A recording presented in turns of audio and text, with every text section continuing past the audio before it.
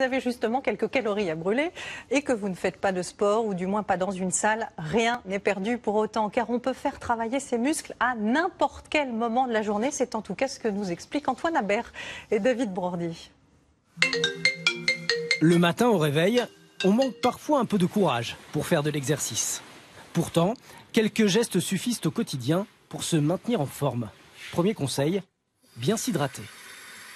Souvent, on manque d'eau et c'est le principal responsable de la rétention d'eau et de la cellulite chez les femmes et aussi chez les hommes. Donc, hyper important. Ensuite, place aux étirements pour réveiller son corps. Rassurez-vous, ça ne prendra que quelques minutes. On vient descendre le plus bas. On vient essayer de grappiller petit à petit quelques centimètres. Ensuite, on peut espacer un petit peu les jambes et faire la même chose sur les côtés. Donc, on essaye de venir, dans l'idée, toucher le sol. Alors, ça ne marchera pas, hein. Puis après, on peut aussi s'étirer tout ce qui est les épaules et réveiller. Oksane, coach sportif, va nous guider toute la journée, nous donner quelques conseils pour faire du sport sans perdre de temps. Ce qui est bien aussi, c'est qu'une fois qu'on a fait tous nos petits exercices à la maison, de continuer sur le chemin du travail quand on prend le métro. Je vais vous montrer 2-3 petites choses. C'est parti. Là, on s'assoit surtout pas, on reste debout, on essaye de pas se tenir, les pieds bien écartés, on force un peu sur les jambes, puis on gagne bien les abdos.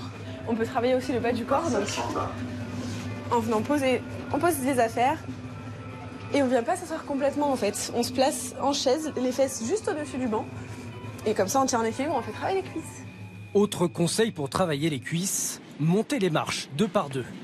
Pour solliciter les abdominaux, voici la Swiss Ball, le ballon de gymnastique, très utile au bureau, devant son ordinateur. C'est vrai que on a tendance à s'avachir et là c'est vrai que tout d'un coup on a l'impression d'être plus fier et effectivement ça tire moins dans le dos. Ouais.